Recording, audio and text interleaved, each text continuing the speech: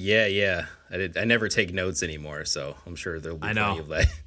I sometimes just put a little like parenthesis, like when I write down the game at the top, I just try to put down like a little like bullet point next to it where I'm like, oh, remember to like bring this up. But almost every time I'm like for example, I wrote down again, Monaco, what's yours is mine plus multiplayer. And last week I wrote Monaco, what's yours is mine, parentheses, multiplayer. So obviously I thought, hey, I didn't talk about that last time, and I still got something to say. There's something to hit and now on I'm like, there. what the hell did I want to say about Monaco? I talked about it and said that it was not as fun, as it could have been multiplayer. So I don't know what I thought I didn't say. My notes taking is just opening a bunch of tabs on my phone.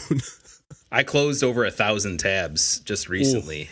I just On your like, phone? fuck this. Yes. On your phone? Yeah. Are you guys nuts? No, we're Like, what do you mean by mentally tabs? ill, Kevin. Apps? Are you talking about like on Safari? Well, you guys don't use. You guys have Androids, right? Or do you have an iPhone? I got Android. Yep.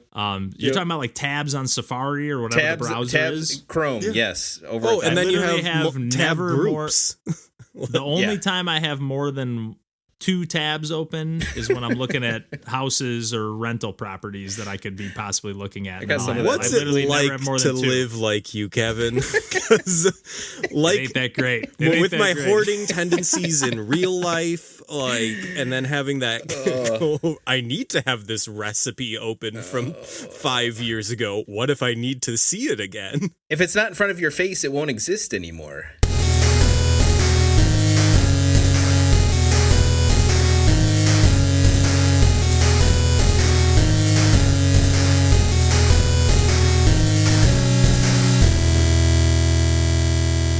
Hey, everybody. Welcome to Pursuing Pixels. My name is Kevin Portelli, and I'm here tonight with John Hines. Hey there.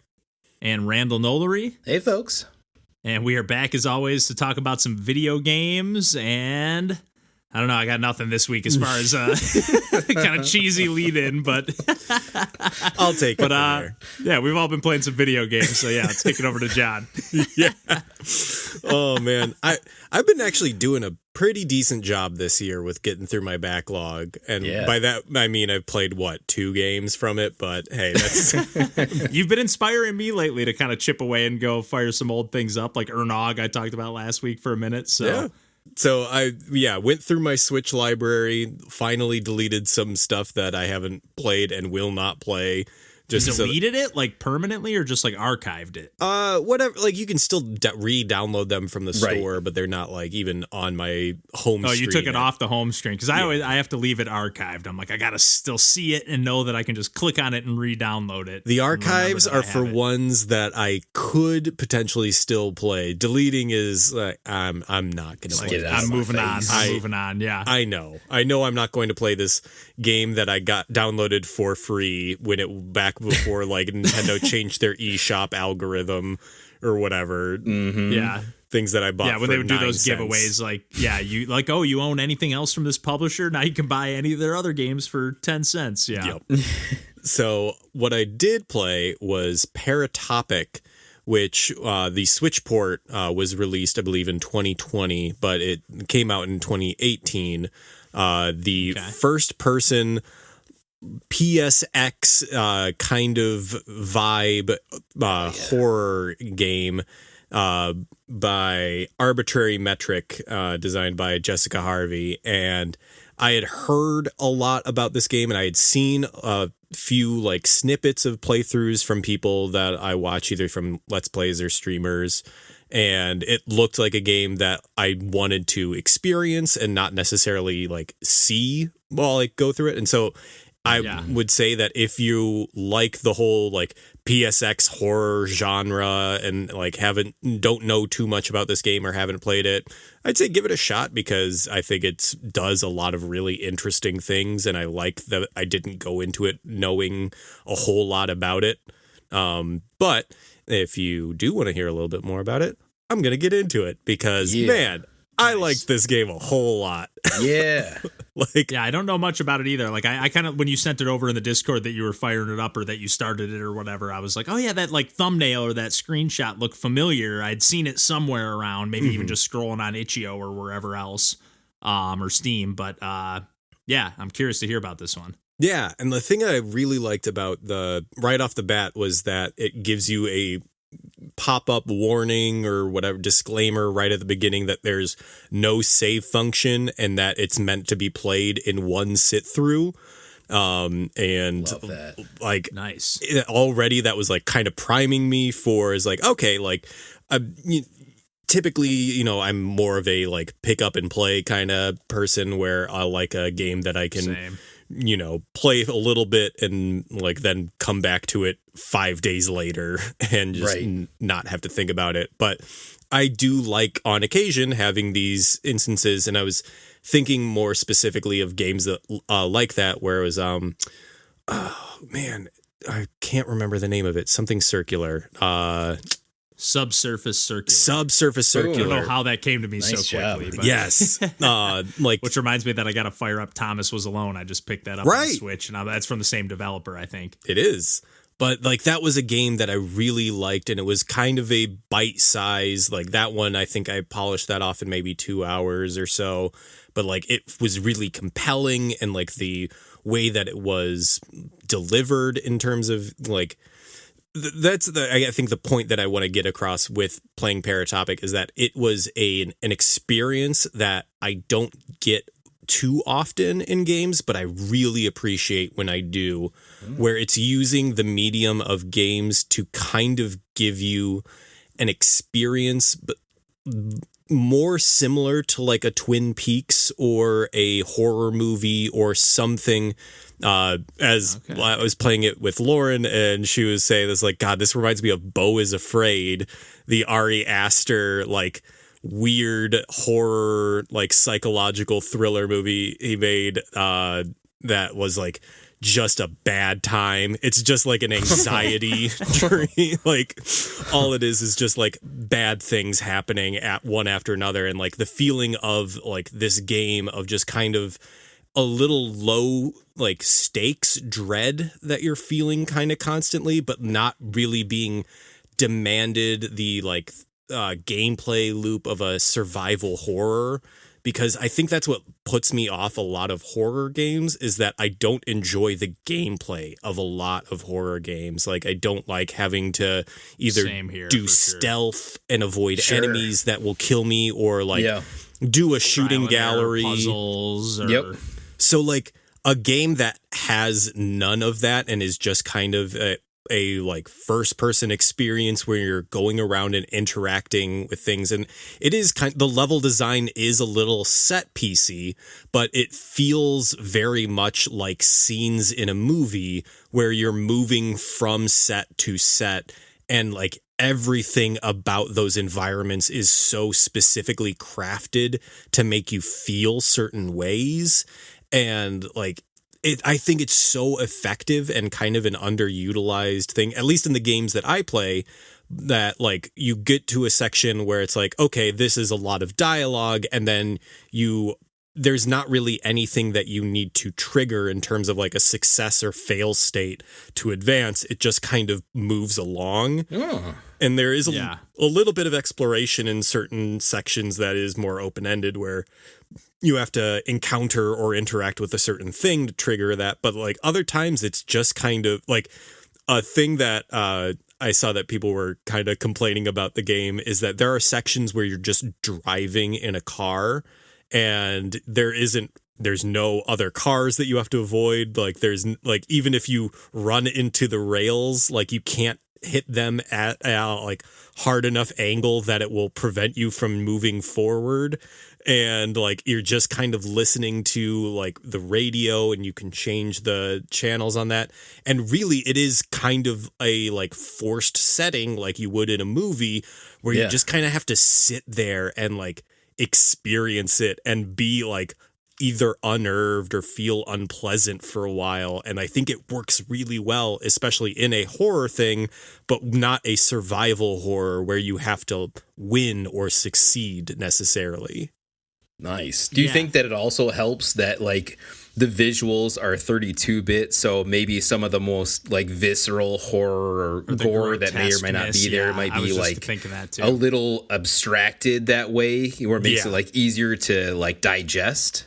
Yeah, I am a little baby boy who doesn't can't handle a lot of like grotesque horror stuff. So yeah, kind of just wandering into a room where you're just kind of have like a low level anxiety, and you're like, is that supposed to be blood? I don't know. I can't tell. Like it's just like a really highly smudge. pixelated texture that doesn't look pleasant or kind or inviting. Yes. But yeah, everything about it, like the vibes about it, the sound design is incredible.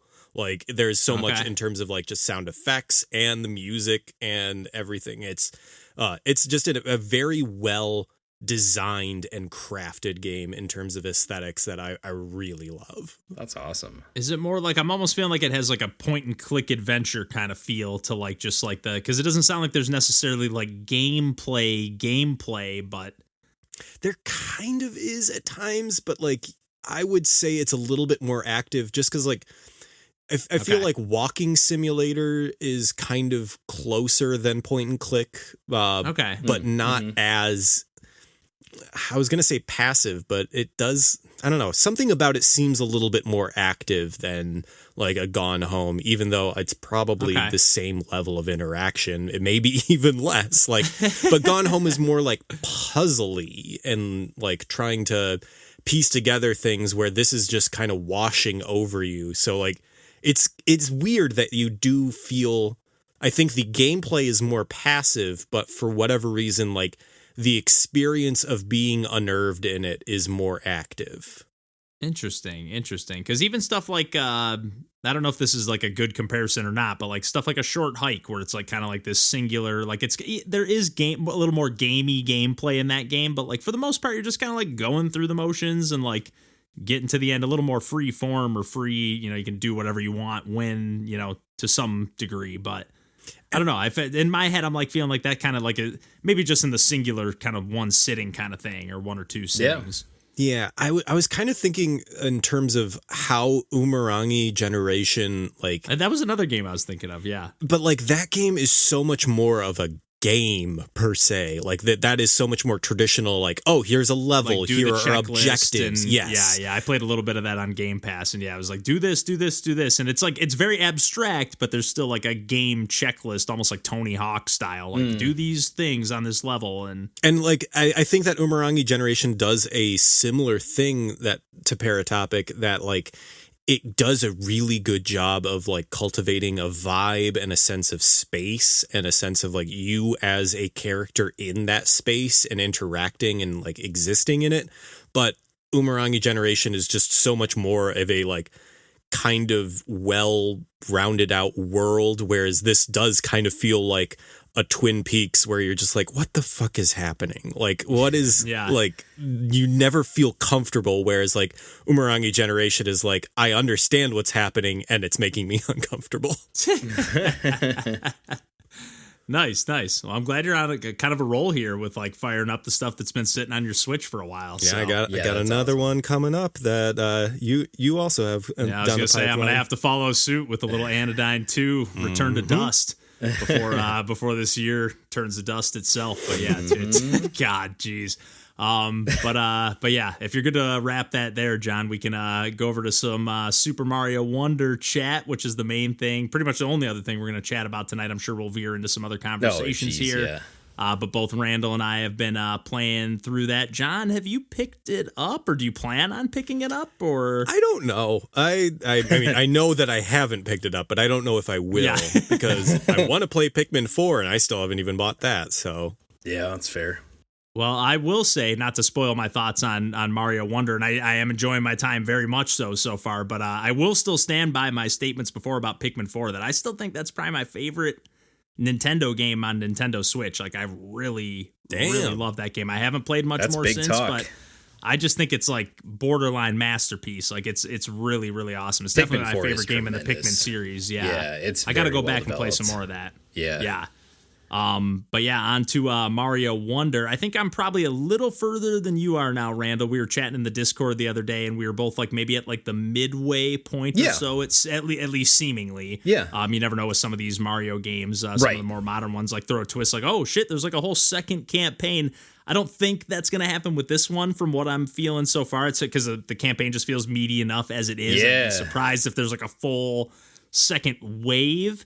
But yeah, I've been really having a good time with this one. I'm a little bummed that I haven't had a chance to stream it. Or I shouldn't say I haven't had a chance, but like the first time I fired it up, I was having issues with my capture card and it like wasn't connecting right. And like it kept like my TV would keep turning off, or not turning off, but like not like the screen would turn off or whatever. And then I'd have to like reset it and re-unplug it. I was like, okay, I'm not going to bother with trying to stream. I just want to play some Mario and have some fun here. So I fired it up and yeah, I've probably played between 5 and 10 hours so far. And I actually just cleared World 5 and of 6 worlds, but there's also kind of like a 7th like hub world. And I recently unlocked a like special world kind of akin to like Super Mario World. And kind of all over the map. I'm going to keep it relatively spoiler free. Cuz I don't think I've really seen too much spoiler wise, but yeah, I don't know. This has been an interesting one for me. It feels like it's almost a new entry in the new Super Mario Brothers series, but at the same time, I know I've said before on the podcast that like the new Super Mario Brothers games kind of have more of like a Mario 1, like original Super Mario Brothers kind of flavor to them, where this one feels like it's more like leaning into the Mario 3 Super Mario World kind of feel to like the mechanics. Yes. Like, even some of the sound design, I would say. Yeah. Yes. Big time. To me, it feels almost a little more Mario 3 than Mario World, but then when you're wrapping up, like when you beat a world and it does like the little cutscene and the dialogue things and just the way the little melodies and the music, I'm like, this kind of has a little Mario World flavor. Like, on to the next world or whatever. I've really been getting like sucked into that element of the game big time, and I love the world map. Yes. I don't know. I'm kind of just rambling on and going into different directions here, but why don't I let you chat a little bit about what you've been feeling so far, first impression wise, Randall? Super Mario Bros. Wonder. Yeah, this is so. And I went on the Wikipedia page just because I try to I didn't take any notes, but let me get a little bit of context. And it says the last side-scrolling Super Mario game was New Super Mario Bros. U, which came out in 2012. So it's been. I know they've re-released it now on Switch, but yeah, and then they had like the Luigi Brothers or New Super Luigi Brothers, like Luigi U DLC or whatever. Yeah. So that's kind of wild. Yeah, and that was a pretty great game. I still stand by, even with this game. I'll just again, not to spoil or whatever. I still stand by New Super Mario Brothers Wii is my favorite of the modern 2D Mario side-scrolling games, including Mario Wonder here. Even though I'm having fun, I'm not saying anything to diminish the game here, but I still think that's my favorite of these new modern side-scrolling Wii is Marios. Great. Wii is very good. I love it. The level design is just top-notch. It's very good. Penguin suit. Involved, you got the little blue mushroom. There's all kinds of new ideas and the more wall jumping sort of stuff you could do on that. Different dimensions there that it add, let alone the multiplayer aspect of things. But Super Mario Brothers Wonder.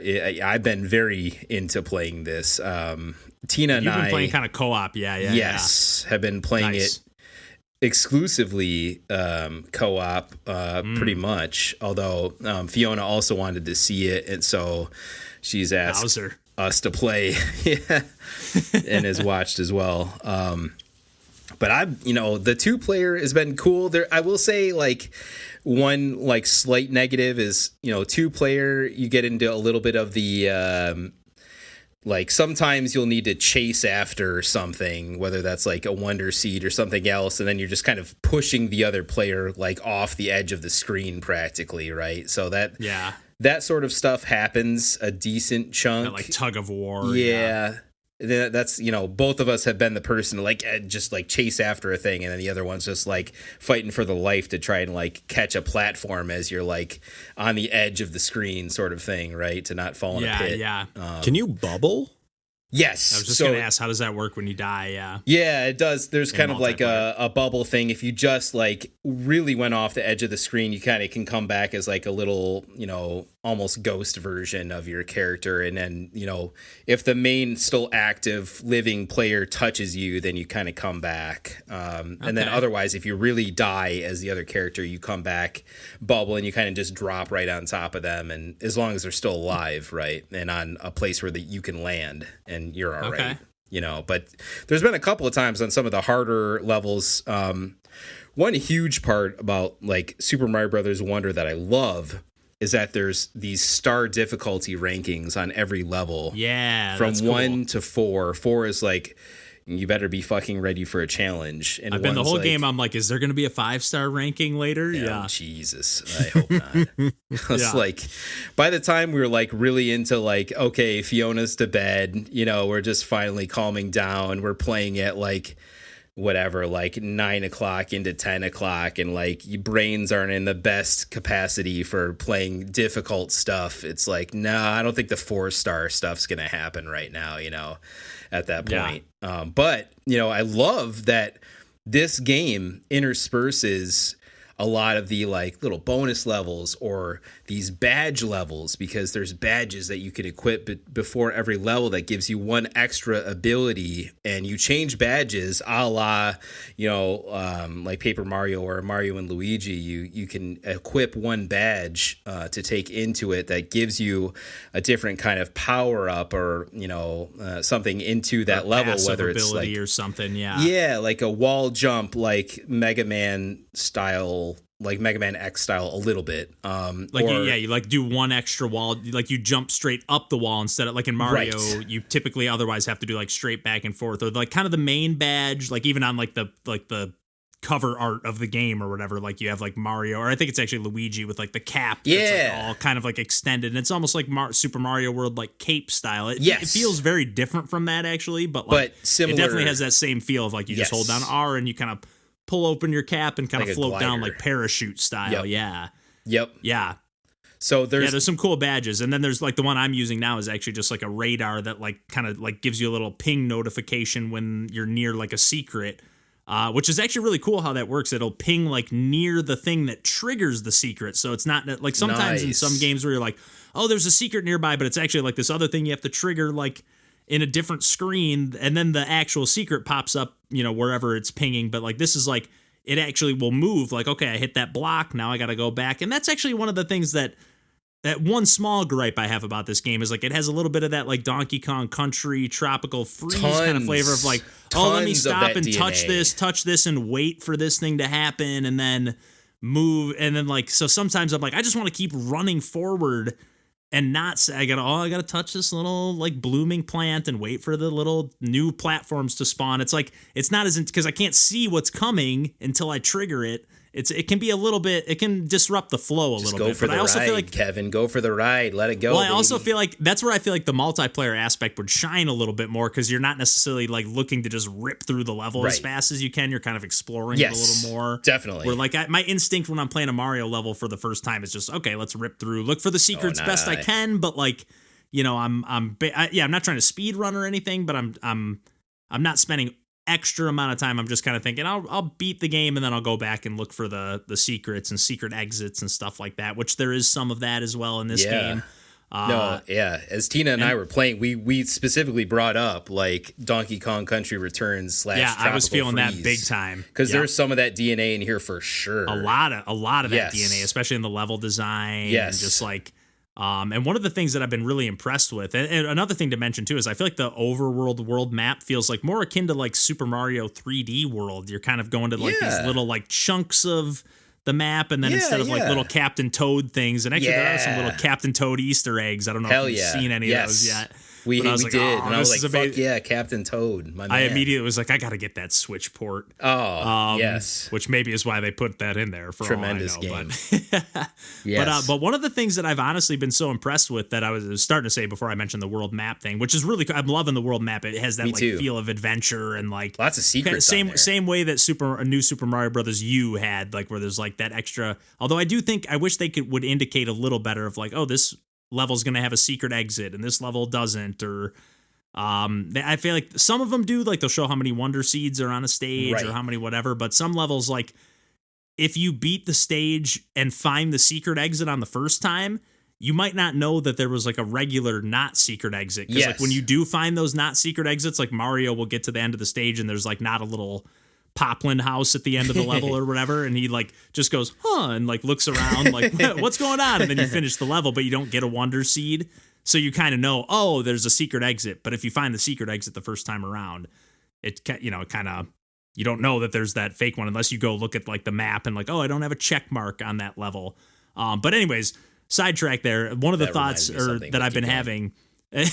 Sorry, but I've been really impressed with how many like new ideas and mechanics and enemies are added. Like almost every level has like its own like bespoke like enemy or mechanic. Like, even aside from like the wonder flower like gimmick in the level, right? Like every level kind of has its own theme. Like almost to the point where I was like a little bit disappointed where there's been some really cool stuff where I'm like, man, I wish they would do more with that mechanic. Like one of the badges I got recently is actually this piranha plant grappling hook that you sling it straight forward and it has pretty long range, and then you'll grab onto the wall, and then you'll actually like, you don't have to do like the typical like Mario like jump back and forth immediately. Like you can actually just hold on to that spot on the wall for permanently. And it was like a badge level challenge, and I was like, holy shit, that level was awesome. It was short and sweet, but it was really cool.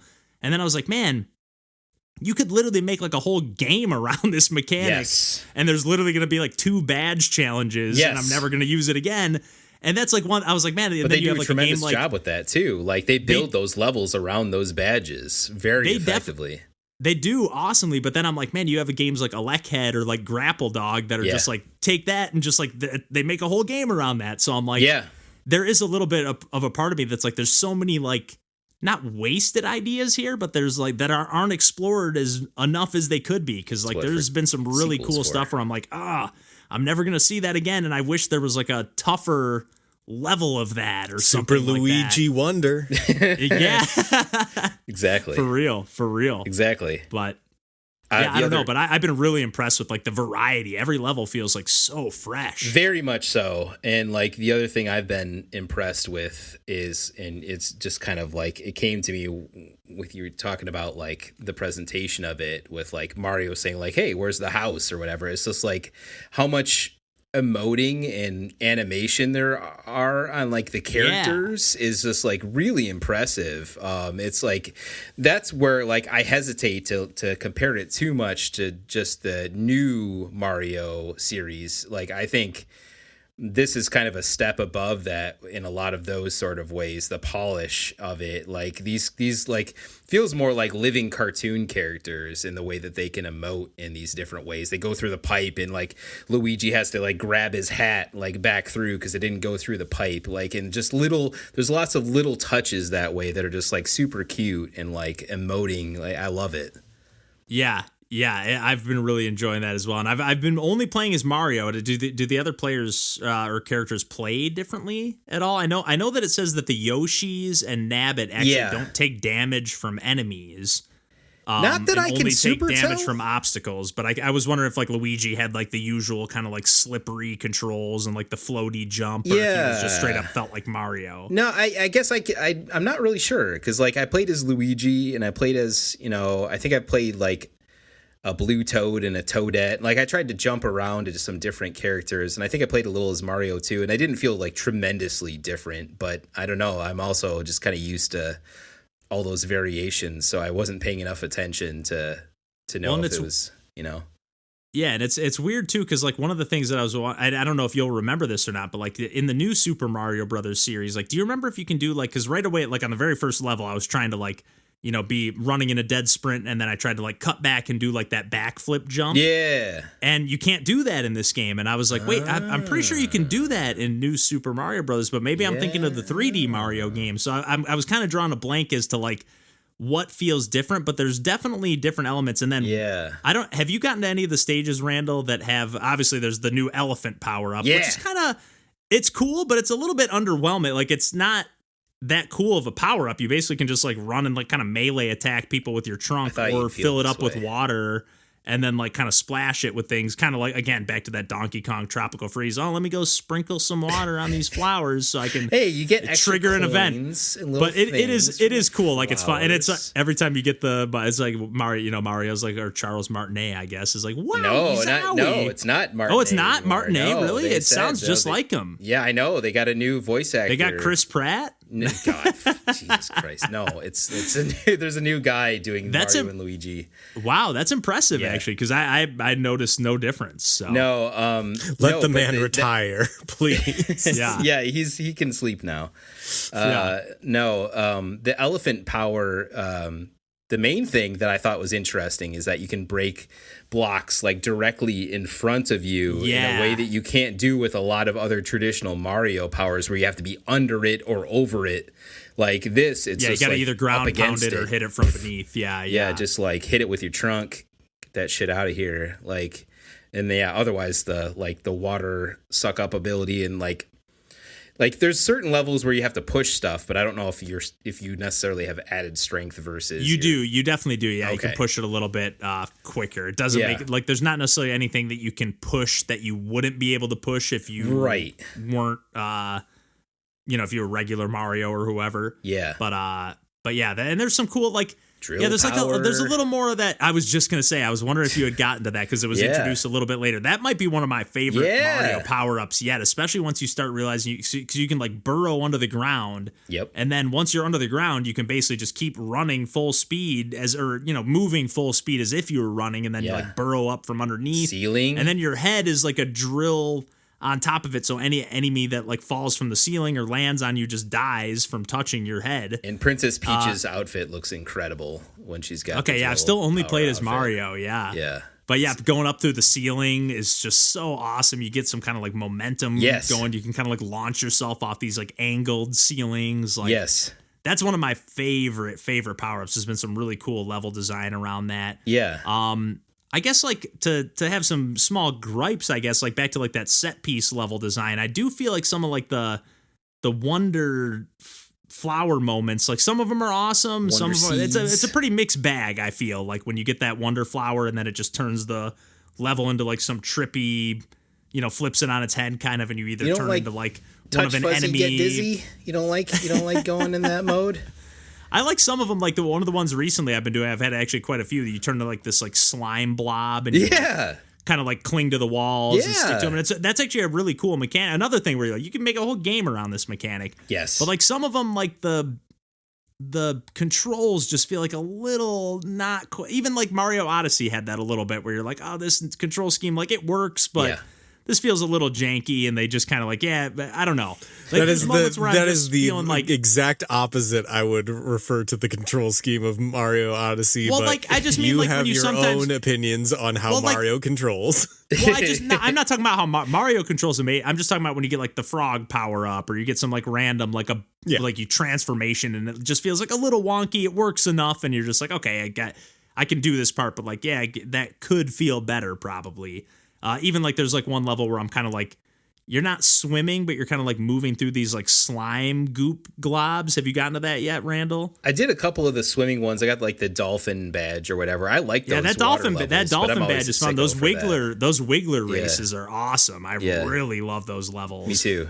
I know how like I have no context of what anything you guys are talking about, but like I love that like just knowing like the language of Mario games in the past, I was like, God, this sounds good. Like these nonsense string of words sounds like really enticing. I very much enjoyed this video game so far. I will say that I'm having a great time playing this. Tina and I played this like every night. And like, Tina would come home like tired from work. He's like, "Oh, you want to play that Mario Wonder?" I'm like, "Yes, I do want to play that Mario Wonder. Like, let's do it." Like several days in a row, which is not super common. Yeah, it's definitely got me back on my horse a little bit. With like again, I didn't get a chance to stream like I was hoping I would, but like I've been like kind of hopping on and just like playing a few levels here. Even this morning before work, I was just like, I'm up. I literally have an hour before like I was done showering, and I was like, I have an hour before I have to leave. Like, let me just chip away at a couple more levels on this like Pedal Isles area, which is again is like that kind of like main hub zone. And it's cool. Like they make you kind of play the first like 3 or 4 worlds, I think, kind of in order. But then after that, they kind of let you open it up and explore you can bounce as around you see fit. Knowing me, they literally have them labeled World 1, World 2, World 3. So I'm like, I'm playing them in order. I'm not, I just don't have it in me. We're different people, you and I. I think that part of it, though, that's like really impressed me. I don't know if I ever finished the thought, was just like the fact that there's those different like difficulty levels, like literally difficulty levels of levels, so the 1 to 4 stars.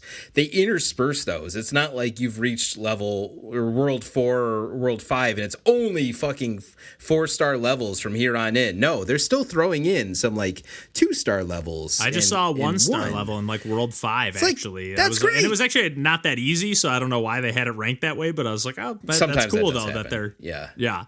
But just give me the little, like, just cleanse my palate here. Like, let me just kind of ramp into this shit. Like, it's just like, not everything has to be increasing exponential difficulty the whole time. And I think they just nailed that. And like, they know that people aren't just going to play the whole thing in one setting where that would feel more natural. This is a big game. You're going to come back in several sessions and hey, there's a 2-star level to like kind of get you going again. I love it.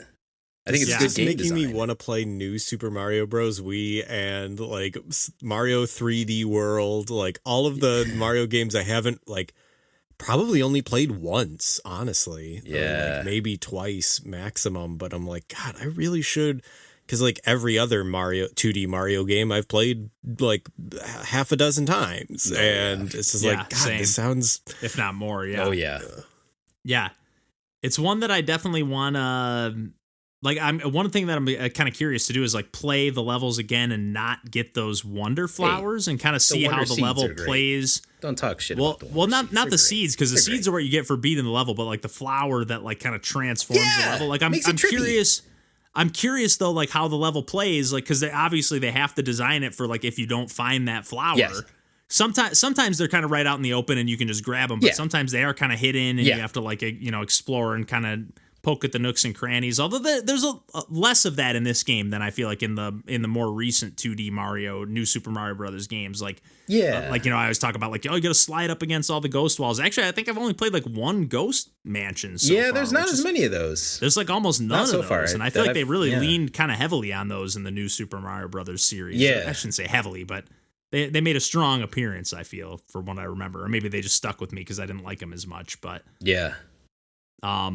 I like those wonder abilities. I like it when the level just goes nuts and I don't know what it is that I'm going to expect, and then the tube starts like crawling like an inchworm, and like the colors have gone crazy and there's purple shit to collect everywhere so that I can buy another badge at the next badge shop or whatever. Like, I don't know. I've liked those. I've just liked the change of pace. I definitely like them. I more just meant like I'm just curious like how the level design feels if you just don't get it and have to like finish the level without having that event triggered. You know what I mean?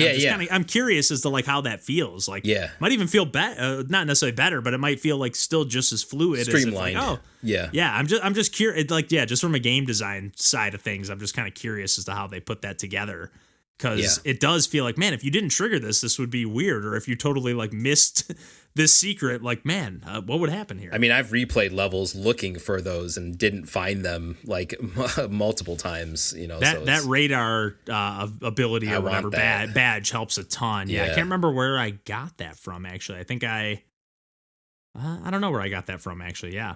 But yeah, just actually in World 5, that was my first world, either 4 or 5. It was the first world that I got all like the 3 purple coins that you can collect on each stage. Yeah. Which are, again, they're a little more hidden than they are. I think I talked recently about how the new Super Mario Brothers Wii was like my favorite in that regard. And I do love how they're more like challenge placed in those. This is more like kind of more, at least hidden. A lot of them are like kind of that like Donkey Kong tubes. Country Tropical Freeze, kind of like, go and trigger every little event and see what happens. One thing that I did love too, eventually, I think I got through like maybe the 3rd world, and I eventually did turn off the like flower dialogue, like the talking the flowers. They were just kind of getting a little annoying to me. And so you have the option to either turn it to like text box only, voice only, or whatever. So I switched it to like, nice. I'm going to turn it on text box only. And then as soon as you like leave it on that, and then you like go to like another part of the menu, the flower like says, "Oh, was it something I said?" Which was funny because in that moment I was like, I literally paused because I was like, "Oh my god, this is so fucking annoying." Because it actually, to be honest, it made me not find a secret because like I was standing on this pipe, and when I started standing on it, it was like dropping from my weight standing on it. Yeah, and it was like, "Oh, this pipe can't hold us."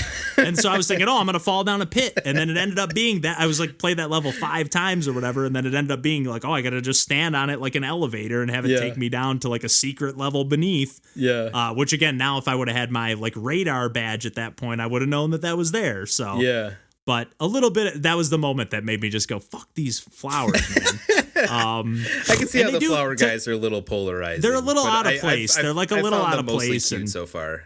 But yes, they are cute and they're kind of funny, and but they're just like, it's a little jarring and out of place. But it'd be different. I think if I was playing multiplayer, it'd be like another thing to laugh about. Like nowhere near as funny as like kind of the Form Baton WarioWare narrator, but it's like kind of that similar flavor of like this like breaking the fourth wall a little bit. Yeah, for sure. So yep. I don't know. But I'm definitely looking forward to, like, now that we're talking about it now, I know it's going on midnight and I got to work in the morning, but I'm like, am I going to chip away? I think I do. I have like 2 more of those like flower aisles or petal aisles levels to like clear before I unlock or I guess I technically have access to the like last world or whatever. And that's another thing actually real quick to mention. I kind of feel like they have a new, like all of the worlds feel kind of fresh. I feel like usually the worlds in Mario games are like, oh, here's the lava world, this desert, the whatever. These are all kind of like a little fresh twist on stuff. Like I don't know, it's like not that out of the ordinary, but it's not just like ice, lava, desert, XYZ. It feels like they're like putting a fresh spin on things. Yeah. They're not just playing it by the numbers necessarily. Yeah, exactly. In a lot of ways, I would say. Yeah, exactly. Even though they're like calling back to Mario World and Mario 3 and stuff like that, like those are the best games to call back to. Exactly. For being real. That was my biggest gripe about the new Super Mario Brothers series. Yeah. I'm like, why are they calling back to Mario 1? What are you doing? So yeah, I don't know. Any more digging into this we want to do now, or do we want to save it for next go around? Because I'm sure we're going to be chipping away at this one for a while. I want another go around. I think that's all I got for the moment. I'm sure there's more power ups we didn't mention, but we can save that for the next go around too. Yeah, exactly. Yeah, we'll save the bubbles. Save the bubbles for later. Yeah, bubble shit. Yeah. All right. Yeah. Heck yeah. But yeah, having a blast with this one. Another winner from Nintendo as far as I'm concerned. I know I've had a few gripes here and there, but definitely having a blast with this one. And it's got online multiplayer, so that's one thing that we should probably try to do, actually. I didn't even realize you can actually even buy like all these like standees. You can even just play like online. You can just like turn online on or off, kind of like Dark Souls style. Like obviously, like people aren't like coming and challenging you to a fight or whatever, but you can buy those standees and like leave them here, like, oh hey, I was here, and then like people playing online can see them and stuff. I think that's how like the stamps from the new Super Mario Brothers U, like that sort of stuff, right? Yeah, it's kind of yeah. It kind of feels like this game almost like is doing what they wanted to maybe do with new Super Mario Brothers 2, where it was like all like kind of crazy, flipped on its head, collect a bunch of coins and go nuts. It's like that's what this game that's what that game wanted to be. This is what that game wanted. This has a lot more creativity than that did. It's oozing with almost too much creativity, almost, but it's I'm awesome. Into it. Yeah. Yeah. Same.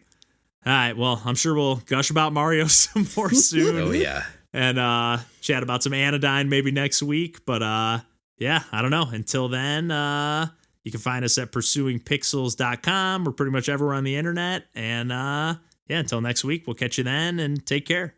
Bye. Bye-bye.